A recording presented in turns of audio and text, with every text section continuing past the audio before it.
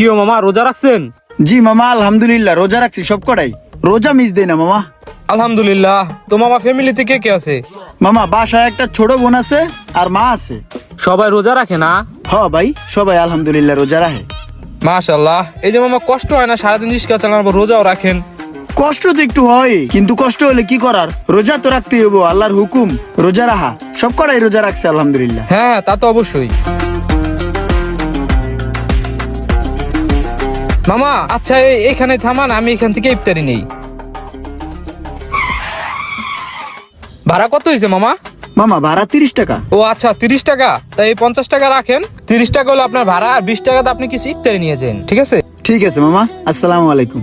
আসলে চেহারা দেখে মানুষ চেনা যায় না, লোকটা কত ভালো, আমার 20টা টাকা দিয়ে গেল। যাই তাহলে ইফতারটা কিনাই এলাই।